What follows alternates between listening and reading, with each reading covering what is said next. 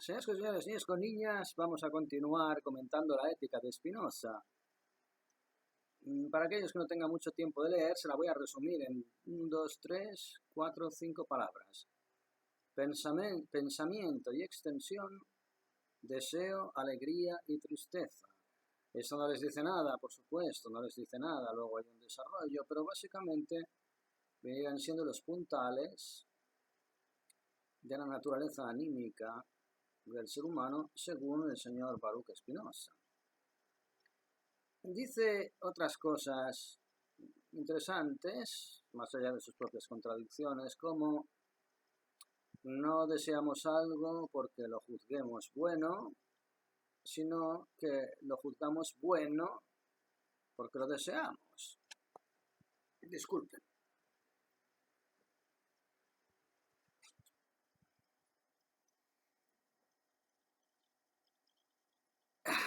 ¿Qué quiere decir con esto el señor Baruch Spinoza? Está definiendo básicamente lo que significa la ilusión, la expectativa. La expectativa, señoras y señores, es la madre del cordero. Si usted no espera nada, evidentemente, nada apoyará a usted en elementos externos o incontrolados. Cuanto más autosuficiente pueda ser usted en su propio esquema de pensamiento, emoción y sentimiento, menos turbulencia experimentará interiormente.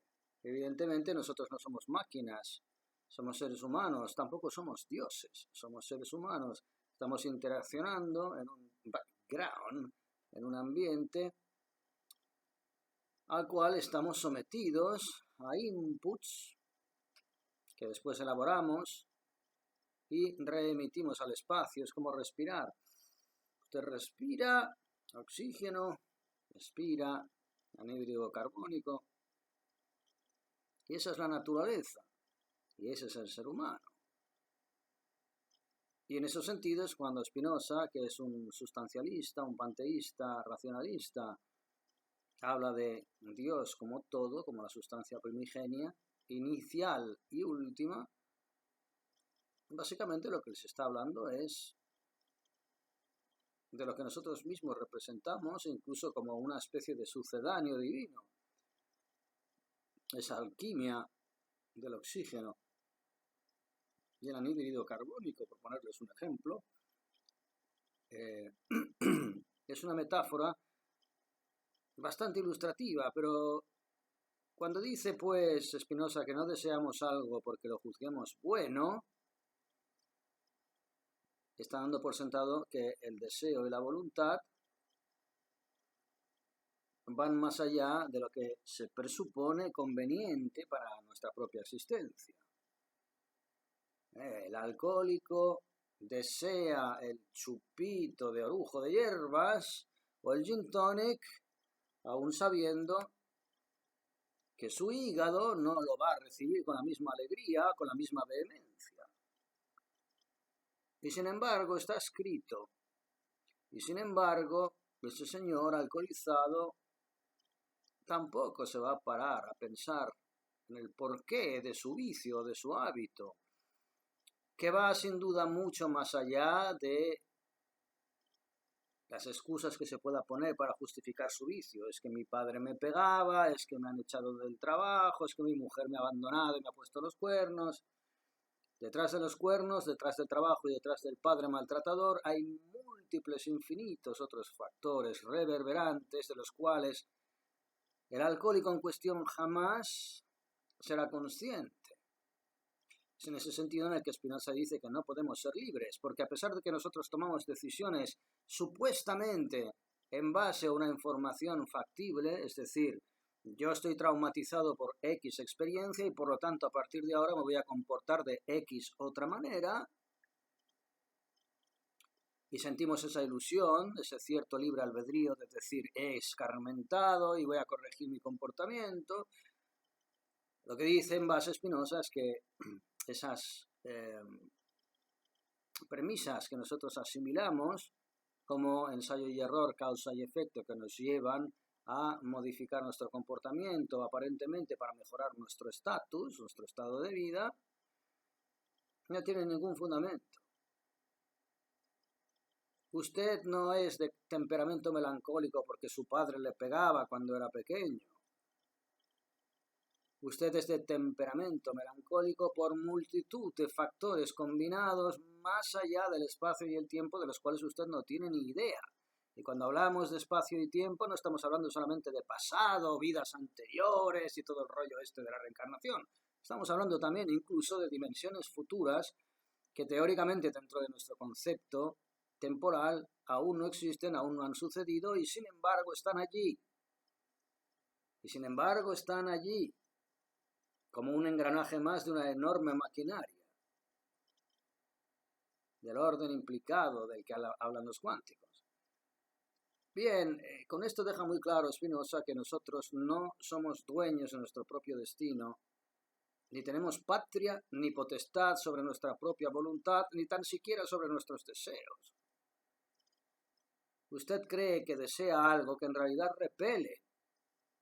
Tal es la perversión del sistema cognitivo del ser humano. Usted puede enamorarse de aquello que más odia, o puede sentir aversión sobre aquello que más venera. Respecto a esto, respecto al odio y el amor, precisamente Spinoza corrobora este dicho que nos repetíamos cuando éramos pequeños en el colegio, ¿no? Cuando usted veía a un amiguito peleándose con la amiguita con el amiguito, idiota, tonto, estúpido, se sacaban la lengua. Y nosotros, para provocar, para echar todavía más leña al fuego, decíamos, los que se pelean se desean, los que se pelean se desean. Bien, al respecto, decía Spinoza que el odio puede ser completamente vencido por el amor, y esto es algo que le encantaría a John Lennon. El odio es completamente vencido por el amor. Se trueca en amor. Del amor al odio hay un paso, se dice también popularmente. Es una serpiente que se muerde a la cola. Los extremos se tocan.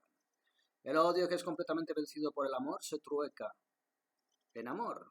Y ese amor es por ello más grande que si el odio no lo hubiera precedido. También se dice que no hay mayor satisfacción e intensidad amorosa que aquella que sucede a un enorme conflicto afectivo. Yo me enfado con mi pareja, nos insultamos, nos escupimos, nos odiamos y después cuando hacemos las paces parece que ese sentimiento inicial de amor esté renovado. Y vivimos con doble intensidad. Qué bonito es besar a una mujer que acaba de pegarte una bofetada en la cara. Sí, señoras con señores, esto es como la paz que sucede a la tempestad. Antes de que truene, relampaguee y caiga el chaparrón, la atmósfera se densifica, se hace casi irrespirable. Cuando descarga la tormenta eléctrica, el aire es dulce, apacible, límpido y fácilmente respirable. Yin y yang, luz y sombra, señoras y señores, no dejan de decir exactamente lo mismo todos, y esto respecto al amor y al odio, pero también podríamos aplicarlo a la esperanza y al miedo. ¿Cómo lo habla Spinoza respecto a la esperanza y al miedo? Pues de la misma manera en que lo habla respecto al amor y al odio. Dice, no creo que valga la pena mostrar las fluctuaciones que brotan de la esperanza y el miedo, toda vez que de la sola definición de esos afectos se sigue que no hay esperanza sin miedo, ni miedo sin esperanza, de la misma manera en que no puede haber luz sin sombra, ni sombra sin luz. Y puesto que además en cuanto esperamos algo o le tenemos miedo, en esa medida lo amamos o odiamos, y de esta suerte todo cuanto hemos dicho acerca del amor y el odio podrá ser aplicado fácilmente a la esperanza y al miedo, efectivamente. No tendría sentido albergar esperanza si no existiera la sombra del miedo amenazando nuestra percepción.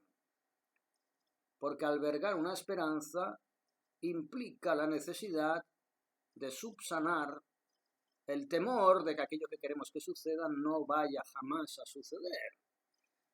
Es absolutamente lógico. señoras con señores.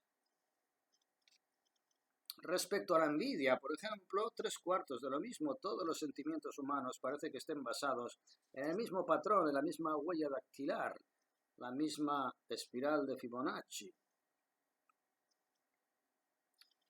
Nosotros no podemos sentir envidia por algo o alguien con lo que no nos identifiquemos. Usted, si es un vendedor de seguros, puede sentir envidia de su colega que vende 14 seguros más que usted al mes, porque se dedica a sus mismas competencias. Sin embargo, no sentirá envidia ni malos sentimientos respecto a lo bien que un butanero carga una bombona de butano o a lo bien que un electricista tiene la capacidad de arreglar algún entramado eléctrico. Porque usted no se ve amenazado por las competencias de alguien que no se dedica a sus propias competencias. La competitividad, señoras con señores, es otra magia negra, como lo es el dinero, que ya les he dicho muchas veces. Usted no sentirá celos por el hecho de que un amigo se ligue a una maravillosa rubia, siempre y cuando usted no sienta ningún interés por esa maravillosa rubia. Si usted comparte ese interés por la maravillosa rubia y su amigo se la levanta, entonces sentirá celos y envidia. ¿Qué conclusión sacamos de ello? Que la envidia es tan relativa como el amor y como el odio y se puede trocar alquímicamente, rápidamente, en sentimientos incluso opuestos y contradictorios. Que todos esos afectos y esas pasiones no tienen tanto que ver con el valor que atribuimos a los elementos, cuanto un mecanismo preestablecido, agendado, si quieren, utilicemos esta palabra espantosa y demónica, a través del cual nosotros funcionamos como mecanismos, como animalitos, que tienen muy poca capacidad de influir en su propio devenir. De ahí esa insistencia de Spinoza a la hora de decir que no somos libres ni lo seremos jamás en este nivel de conciencia. Y termino, señoras y señores, con una contradicción de Spinoza que hace aguas por muchos aspectos y por muchos lados, a mi entender, cuando dice que la tristeza disminuye su potencial de obrar. Eso no es cierto, amigo Spinoza. Se lo dice el chico triste. La tristeza no disminuye la capacidad de obrar, es más, la tristeza, y es cuestión de carácter, ese carácter que está impreso en la propia naturaleza sustancial del Dios que tú defiendes, querido Baruch.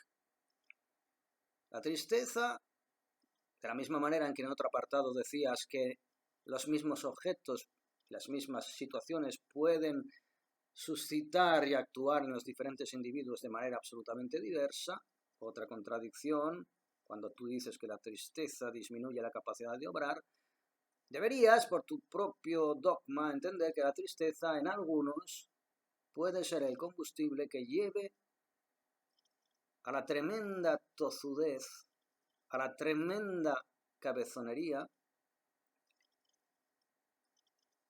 que logre que todos aquellos que no tenemos a priori ningún tipo de esperanza en la naturaleza humana, por ese mecanicismo determinista y racionalista que tú destacas en tu libro, todos aquellos que no tenemos ninguna esperanza en el sentido de que no tenemos expectativas para evitar también así mayores fracasos y desilusiones, utilizamos la tristeza, no esa alegría impostada que utilizan todos cuando brindan en Navidad o en Semana Santa o en el solsticio de verano, en cualquier otra festividad en la que se supone que hay que comunizar un sentimiento gregario de alegría. No, porque la tristeza generalmente, si tiene algo de hermoso, de poético y de potente, es que es individual. es autosuficiente, no requiere de una congregación para generar una fuerza comunitaria como lo es la alegría, cuando el Barça o el Madrid marcan un gol, o cuando la Roja gana una Mundial o una Eurocopa. No.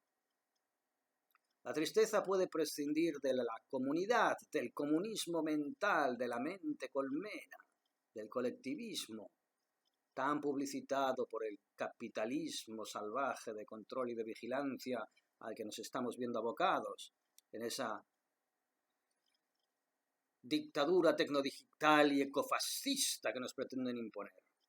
La diferencia que existe entre la tristeza y la alegría como motores de acción es que la alegría generalmente funciona de forma comunitaria y necesita de un feedback y de una aprobación, mientras que la tristeza funciona sola.